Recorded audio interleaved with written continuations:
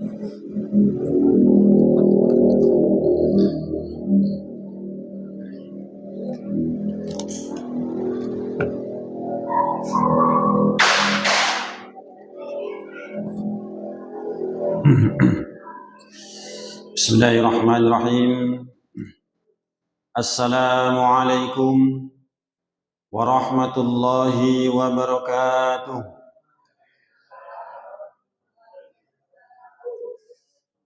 Alhamdulillahilladzi hadana li hadza wa ma kunna linahtadiya laula an hadanallah.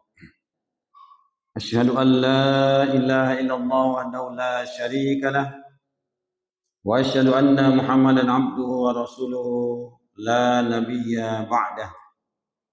Allahumma salli wa sallim wa barik ala sayyidina Muhammadin wa ala alihi wa sahbihi ajma'in. Rabbi israh li sadri wa yassir li amri wahlul 'uqdatam min lisani yafqahu qawli. Bapak, Ibu, kaum muslimin dan muslimat, jemaah Masjid Al-Muhajirin, komplek perumahan kita ini. Pertama sekali mari kita bersyukur kepada Allah SWT. Alhamdulillah malam ini cukup cerah, Bu ya. Sejak hari pertama ya, sejak malam pertama kita diberi rahmat oleh Allah, diguyur hujan sampai tadi malam masih hujan juga. Dan alhamdulillah malam ini malam terbaik di bulan terbaik. Jadi malam ini adalah malam Jumat. Hari Jumat adalah hari yang terbaik dari 7 hari. Ramadan adalah bulan yang terbaik dari 12 bulan itu. Maka mari kita kuatkan semangat kita untuk melaksanakan ibadah yang terbaik. Alhamdulillah telah kita awali dengan salat Isya berjamaah, salat tarawih, witir, dan mari kita sambung di rumah masing-masing nanti dengan tilawah Al-Quran, dengan salat tahajud, dilanjutkan dengan makan sahur. Kita mohon kepada Allah semoga 6 hari yang telah kita laksanakan puasa di siang harinya dan 7 malam kita telah mendirikan Qiyamul Lail di Ramadan ini, semoga diterima oleh Allah dan mendapatkan pahala yang berlipat ganda. Amin ya rabbal alamin.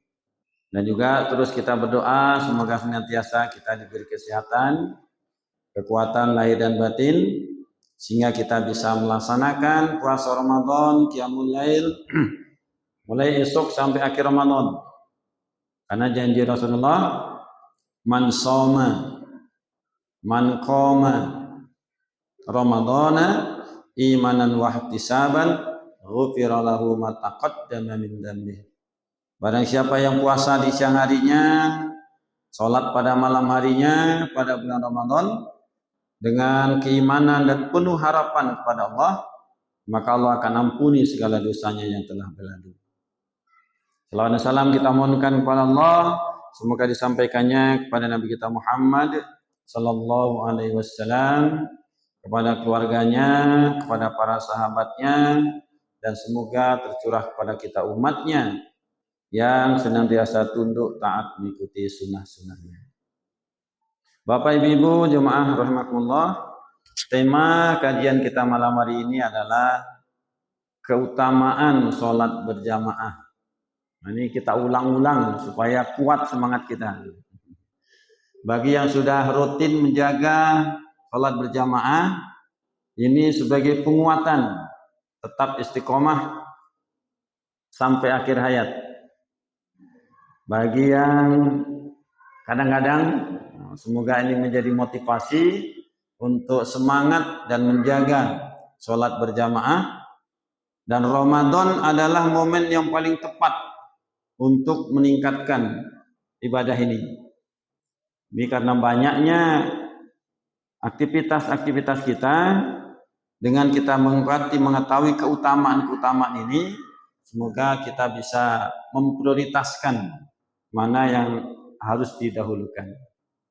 Baik Bapak Ibu semuanya, dalam beberapa waktu ke depan, ya, sekarang tepat jam 9. Paling lama 20 menit ya Pak ya. Karena tiap malam Bapak Ibu mendengarkan ya kajian-kajian ini. Kita bacakan hadis-hadis sahih terkait dengan sholat berjamaah. Sekali lagi semoga ini memotivasi kita. Sebelumnya diingatkan sholat berjamaah itu tidak hanya untuk laki-laki, untuk perempuan juga. Nanti hanya saja nanti perempuan itu ada kata jika. Jadi kalau laki-laki nggak ada jikanya. Jadi kalau perempuan itu jika 1, 2, 3 nanti kita jelaskan. Hadis yang pertama dari Abdullah bin Umar radhiyallahu anhu, Rasulullah SAW bersabda, dan hadis ini sebenarnya sudah populer, sering kita mendengarnya. Sholatul jamaah afdalu min sholatil faddi bisab'i wa isrin darajah. Oh ya, hadisnya mudah menghafalnya. Sholat berjamaah itu lebih baik, lebih utama daripada sholat sendirian sebanyak 27 derajat. Masya Allah, Allahu Akbar. Hadis sahih Bukhari. Jadi sholat berjamaah kita bersama-sama di awal waktu di masjid nilainya 27 lebih baik daripada sholat sendirian. Ya. Ini hadis yang pertama. Hadis yang kedua, ini riwayat dari Abdurrahman bin Abu Amrah radhiyallahu anhu. Abdurrahman ini bercerita. Kita dengarkan hadisnya. Utsman bin Affan, ini sahabat Rasulullah terbaik ya. Salah satu dari 4 khulafaur rasyidin. Utsman bin Affan radhiyallahu anhu masuk masjid setelah waktu sholat maghrib. Maksudnya sudah selesai maghrib menjelang isya. Utsman bin Affan masuk masjid dan dia duduk seorang diri. Lalu aku pun duduk bersamanya. Ini cerita seorang sahabat satu lagi, Abdurrahman namanya ya. Sekali lagi, Utsman bin Affan masuk ke masjid pada maghrib menjelang isya sendirian. Kemudian aku ikut duduk bersamanya. Jadi ditemani oleh sahabat yang menceritakan ini. Kemudian Utsman bin Affan berkata kepadaku. Jadi Utsman bin Affan menyampaikan kepada Abdurrahman tadi, wahai keponakanku. Jadi Abdurrahman ini adalah keponakan dari Utsman bin Affan. Wahai keponakanku, aku mendengar Rasulullah SAW bersabda. Kata Utsman bin Affan apa katanya? Aku mendengar Rasulullah SAW bersabda, man shallal isya fi jama'atin faka'annama qama nisful lail wa man shallal subhi fi jama'atin faka'annama shallal laili kullahu. Tahu maksudnya apa ya? Barang siapa yang sholat isya berjamaah, ini Rasulullah menyampaikan seperti itu ya. Barang siapa yang sholat isya berjamaah, maka dia mendapatkan pahala seakan-akan dia telah sholat malam separuh malam. Qoma nisful lail. Dan barang siapa yang sholat subuh berjamaah, maka dia mendapatkan pahala seperti sholat malam semalam penuh. Masya Allah, tabarakallah.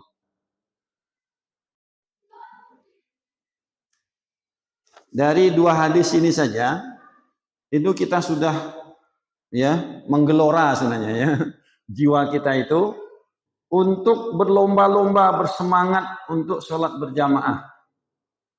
Yang pertama tadi 27 lebih baik dari sholat sendirian. Hadis yang kedua ini sholat isya berjamaah. Alhamdulillah kita semuanya sudah sholat isya berjamaah. Kita sholat isya berjamaah itu pahalanya setara dengan sholat malam setengah malam.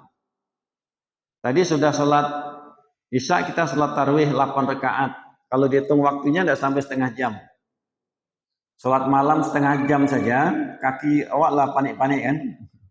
Ini dia akan mendapatkan pahala setengah malam. Sampai jam 12 malam baru selesai sholat malam. Itu baru setara dengan pahala sholat isya berjamaah. Disambung lagi, siapa yang sholat subuh berjamaah, yang dimaksud berjamaah ini di masjidnya. Kalau di rumah saya dengan suami kan. Tapi maksudnya sholat subuh berjamaah di masjid, maka dia akan mendapatkan pahala seperti sholat sunat semalam penuh. Masya Allah.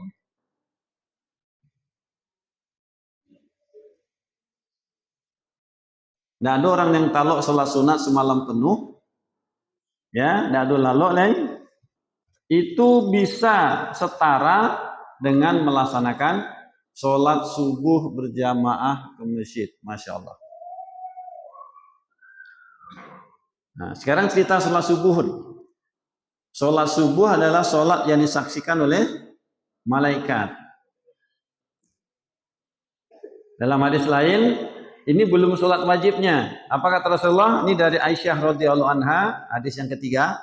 Nanti kita, karena hadisnya supaya kuat, jadi kita poin-poin saja penting dulu.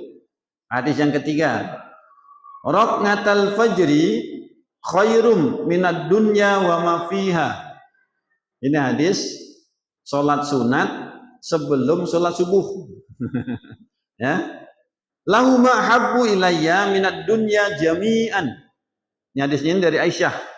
Aisyah istri Rasulullah beliau menyampaikan bahwa Rasulullah bersabda, "Rak'atal fajri khairum minad dunya wa ma fiha. Lahuma ahabbu ilayya minad dunya jami'an." Yang artinya 2 rakaat sholat sunat fajar, 2 rakaat sholat sunat sebelum subuh. Fajar itu sama dengan sholat subuh ya. Lebih baik daripada dunia dan seisinya.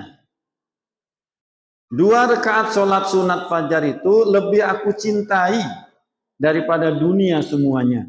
Masya Allah. Hadis sahih riwayat Muslim. Di 2 rakaat sholat sunat saja, begitu kita mendengar azan subuh kita sudah berada di masjid, kemudian kita sholat sunat 2 rakaat sebelum qomat, itu nilainya lebih baik dari dunia dan seisinya. Sekali lagi, sedemikian luar biasanya Rasulullah memotivasi kita. Oleh karena itu, terkait dengan sholat subuh ini, ya, nanti di Ramadan ini momennya sangat tepat. Bagaimana tepatnya kita sahur. Ya. Nah, sebelum dijelaskan, ini hadis yang keberapa tadi? Yang ketiga ya. Yang keempat, yang terakhir. Nah, nanti setelah itu baru kita jelaskan. Jadi hadis 1 tadi 27 derajat, ya kan? Hadis yang kedua, sholat isya, sholat subuh, ya, lebih baik nilainya daripada sholat semalam sepenuh. Hadis yang ketiga, 2 rakaat sholat sunat sebelum subuh lebih baik dari dunia dan seisinya. Jadi kalau kita kaya, orang yang paling kaya itu orang yang sholat subuh berjamaah ke masjid. Nah, tapi kalau dunianya kaya, dia hartanya banyak, sholat subuhnya di masjid, kedua-duanya dapat. Ya kan? Dunianya dapat, akhiratnya dapat. Sekali lagi, mari ini kita jadikan penguat kita. Jadi letih-letih sekete, tidak apa-apa, jalan aja ke masjid. Ya. Hadis yang keempat, yang terakhir, kita ambilkan hadis-hadis yang sahih Bukhari dan Muslim. Hadis yang keempat, man tatahhara fi baitihi, man tatahhara fi baitihi, artinya barang siapa yang bersuci di rumahnya, gitu ya. Man tatahhara fi baitihi, barang siapa yang bersuci di rumahnya, summa masya ila baitin min buyutillah, kemudian dia berjalan ke salah satu rumah Allah, maksudnya masjid, ya. liyaqdiya faridatan min faraidillah, untuk melaksanakan kewajiban yang telah ditetapkan oleh Allah. Artinya sholat wajib. Barang siapa yang bersuci dari rumahnya, kemudian dia berjalan menuju ke masjid untuk melaksanakan sholat wajib, artinya bisa juga nyambung dengan sholat sunat gitu ya. Tapi tujuan ke masjidnya itu untuk sholat. Karena juga pergi ke masjid hanya untuk main kan ada juga ya. Apa kata Rasulullah?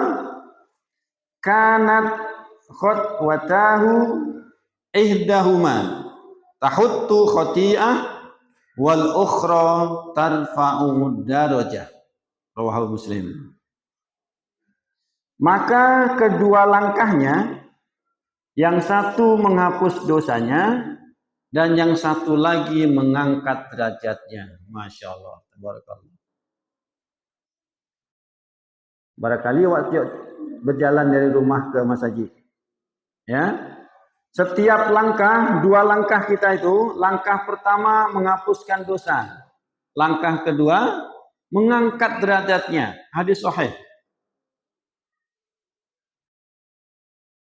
Dari 4 hadis ini, sekali lagi, mari Ramadan ini betul-betul kita jadikan momen menyemangati kita. Kemudian kita istiqomah nanti sampai seterusnya. Baik. Ditutup dengan kisah sahabat. Ada seorang sahabat namanya Sya'ban. Kalau dibaca kisah sahabat Sya'ban ini dulunya seorang hamba saya, kemudian dimerdekakan oleh Rasulullah, dibebaskan. Kemudian setelah dibebaskan, dia tentu mandiri ya, punya rumah sendiri. Jadi sahabat Sya'ban ini, beliau selalu hadir sholat subuh di masjid. Sebelum azan sudah sampai di masjid dan mengambil posisi pada saf pertama di pojok kanan. Kalau dalam cerita itu dikisahkan sedemikian rupa. Sahabat Sya'ban ini biasa sholat subuh bersama Rasulullah ke Masjid Nabawi. Dia mengambil saf pertama, tapi tidak di belakang imam ya, karena belakang imam biasanya 4 sahabat utama. Beliau mengambil di pojok kanan, biasanya di pojok saja. Namanya Sya'ban. Dan rutin seperti itu. Pokoknya setiap sholat subuh selalu ada Sya'ban. Di saf pertama dia berada di saf di sebelah kanan, paling ujung dia dalam kisahnya itu. Suatu hari azan sudah dikumandangkan, Sya'ban ini belum datang. Kemudian orang sudah sholat sunat sebelum subuh, belum juga datang. Sehingga Rasulullah melihat, kok belum nampak Sya'ban gitu ya. Tunda sebentar, tunggulah dulu Bilal. Tunggu dulu komatnya. Mungkin masih ada yang di luar. Sudah ditunggu beberapa saat, dan juga masuk. Akhirnya Rasulullah menyuruh Bilal, komat Bilal. Qomat Bilal, kemudian sholat subuh berjamaah. Setelah sholat subuh zikir doa, kemudian Rasulullah berdiri bertanya kepada salah seorang jamaah, siapa yang tahu rumah Sya'ban? Nah, itu bahasanya. Siapa yang tahu rumah Sya'ban? Salah seorang menunjuk, saya Rasulullah, antarkan saya ke rumahnya. Antarkan saya ke rumahnya. Ya, Rasulullah juga belum tahu di mana rumah Sya'ban ini. Kemudian setelah sholat subuh itu berangkatlah Rasulullah ke rumah Sya'ban. Tentu kalau Rasulullah berangkat tidak mungkin sendirian. Tentu sahabat lainnya ngikuti. Tidak mungkin dilepas sendiri kan. Berangkatlah Rasulullah ditemani oleh beberapa sahabat. Ditunjukkan oleh salah seorang jamaah tadi yang tahu rumahnya. Jalan kaki dari rumahnya itu. Ternyata rumahnya jauh. Mungkinlah hampir sampai ke Rawang Pak ya. Sampai ke batas ke sulit air rumahnya itu. Jauh jalannya. Sampai Rasulullah pun dalam perjalanan itu membayangkan jam berapa Sya'ban ini berangkat ke masjid. Sehingga sebelum azan subuh ini lah tiba. Karena perjalanan dari sholat subuh tadi menuju ke rumahnya, sampai di rumahnya itu matahari lah terbit. Lah nampak matahari di sebelah timur tuh. Begitu lamanya hampir 1 jam, bahkan 1 jam lebih katanya. Begitu sampai di rumah Sya'ban, Rasulullah mengetuk pintu, Assalamualaikum. Ternyata yang menjawab istrinya, Waalaikumsalam. Dijawab oleh istrinya. Kemudian Rasulullah bertanya, mana suamimu? Ya. Apa jawab istrinya? Ya Rasulullah, suami saya meninggal tadi malam. Inna lillahi wa inna ilaihi raji'un.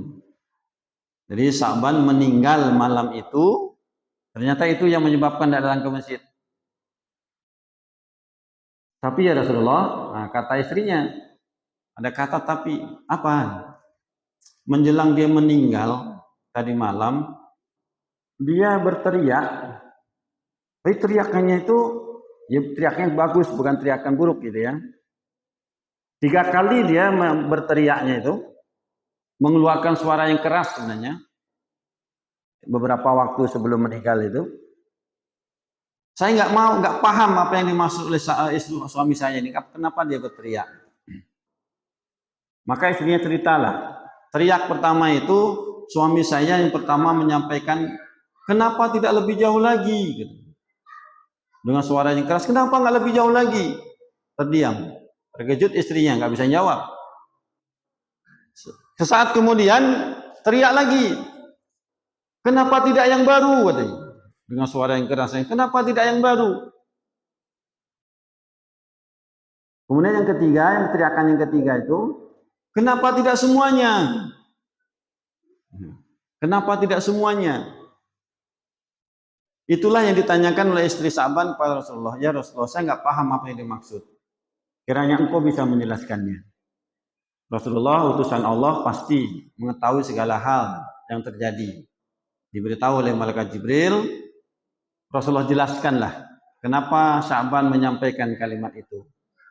Wahai istri Sya'ban dan saudaraku semuanya, saat sebelum Sya'ban meninggal, Allah perlihatkan pahala. Allah perlihatkan pahala aktivitas Sya'ban ini. Yang pertama diperlihatkanlah pahala Sya'ban setiap pagi, setiap sebelum subuh itu berjalan dari rumah ke masjid. Diperlihatkan oleh Allah pahalanya itu. Sedemikian luar biasa bagusnya pahalanya, sampai-sampai Sya'ban pun, kenapa nggak lebih jauh lagi? Kenapa rumah saya kok nggak lebih jauh lagi dari masjid? Padahal rumahnya itu sudah jauh dari masjid. Tapi karena melihat pahala yang Allah berikan itu, Sya'ban ingin lebih jauh lagi. Supaya pahalanya lebih banyak. Rumah kita depan masjidnya. Ada di belakang masjidnya. Tidak sejauh rumah Sya'ban. Sedangkan Sya'ban yang rumahnya jauh itu saja, waktu sakaratul maut diperlihatkan pahalanya, masih menyesal. Masih menyesal dia. Kenapa nggak lebih jauh lagi? Ini kita rumahnya depan masjid. Masya Allah. Kalau nanti diperlihatkan berangkatnya kita dari rumah ke masjid saat sakaratul maut, mungkin menyesalnya mungkin lebih lagi ya. Itu yang pertama. Yang kedua, apa kata Rasulullah? Pada musim dingin, Sya'ban ini berangkat dari rumah berangkat ke masjid di malam hari sebelum subuh itu menggunakan jaket double. Menggunakan jaket pertama pakai jaket yang baru, dipakainya jaket. Kalau Bapak Ibu yang sudah umroh haji mungkin merasakan kalau sudah musim dingin di Mekah Madinah itu sampai 4 derajat. Ya, kemarin di bulan Februari itu 4 derajat Januari itu. Dinginnya luar biasa. Sehingga dipakailah jaket yang baru. Dipakai jaket yang baru masih dingin juga. Ambillah jaket yang udah lama yang usang, dipakai lagi. Sehingga double jaketnya. Di perjalanan dia bertemu dengan seseorang yang juga berangkat ke masjid. Kedinginan. Dibukalah jaket yang lama tadi, yang di luar tadi, yang usang tadi, dipakaikan ke orang tadi. Pahala memberi jaket yang usang tadi diberikan, dinampakkan oleh Allah. Maka Sya'ban teriak, kenapa tidak yang baru gitu? Yang lama saja diberikan ke orang tadi, pahalanya sudah sedemikian bagus. Apalagi kalau yang baru. Sudah berinfak, beramal seperti itu aja masih menyesal. Menyesal pahalanya kok enggak, ya, lebih banyak lagi. Dan yang ketiga, apa teriakan Sa'ban tadi? Kenapa enggak semuanya? Jadi diceritakan Rasulullah, istrinya nggak tahu kan, yang tahu Rasulullah. Karena Rasulullah tuh semuanya pasti tahu. Suatu pagi pulang dari masjid, ngopi lah bahasa kitanya kan, ngopi di rumah, ditemani dengan roti. Jadi sedang ngopi, sedang makan roti, makan kue tadi, lewat orang yang membutuhkan, gitu ya. Lewat orang yang membutuhkan, dipanggil. Marilah ngopi bareng. Ngopi samo, sarapan samo. Tapi hari nak puasa kan. Dibagi dua lah roti Sa'ban tadi. Dipotong jadi dua. Satu untuk dia, satu untuk kawannya tadi. Satu untuk orang yang membutuhkan tadi. Dipetunjukkanlah oleh Allah pahala membagi kuenya tadi. Setengah yang dia kasihkan tadi. Dinampakkan pahalanya oleh Allah Subhanahu wa ta'ala. Itu pun Sa'ban menyesal, kenapa enggak semuanya saya kasih? Kalau semuanya saya kasih, pahalanya tentu lebih banyak lagi. Bapak Ibu, setiap kebaikan yang kita lakukan, Allah lipat gandakan 10 kali. Dan di bulan Ramadan itu, Allah lipat gandakan sampai 700 kali lipat. Maka mari kita melakukan amal yang terbaik, sehingga akhir hidup kita nanti insya Allah, kalaupun menyesal, bukan menyesal karena kekurangan, tapi menyesal karena menyesal tidak melakukan, tapi menyesal karena kurang banyak, gitu ya. Ya, menyesalnya menyesal benar, menyesal senang. Dia menyesal tapi menyesal senang daripada nanti menyesal merugikan. Jadi mudah-mudahan motivasi-motivasi seperti ini sangat kita butuhkan. Dan semoga ini bisa menggerakkan kita semuanya. Sehingga kalau masing-masing rumah kita ini bersemangat berjamaah ke masjid, masjid kita ini butuh dikembangkan. Ya sholat 5 waktunya, 2 saf, 3 saf, ibu-ibunya juga demikian. Ya, ibu-ibu untuk sholat berjamaah itu sama pahalanya dengan yang bapak. Ustaz Hadi Dayat pernah jelaskan tuh. Jadi yang boleh ibu-ibu sholat di rumah itu jika satu, pekerjaan yang tidak bisa ditinggalkan, yang hanya bisa dikerjakan oleh ibu-ibu saja. Kalau aduk rajo yang tidak bisa digantikan oleh apa-apa, hanya ibu-ibu saja yang mengerjakan, boleh sholat di rumah. Apa contohnya? Jadi kalau ada pekerjaan yang hanya ibu-ibu yang bisa mengerjakan, ya, itu boleh di rumah. Tapi kalau ndak ada kerajo lah di rumah, muta-muta ngalai-ngalai gitu kan. Ancaklah ke Mas Haji. Yang kedua, jika jalan menuju masjid tidak aman. Itu kan hadisnya memang gitu. Jika jalan menuju masjid tidak aman.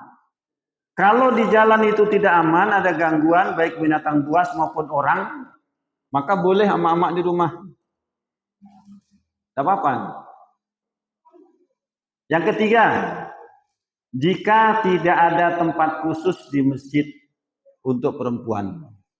Jika tidak ada tempat khusus di masjid untuk perempuan, atau tidak ada batas antara laki-laki dan perempuan, boleh di rumah. Sekarang pertanyaannya, masjid kita ini 3 syarat tadi terpenuhi enggak? Itu untuk masjid kita ini.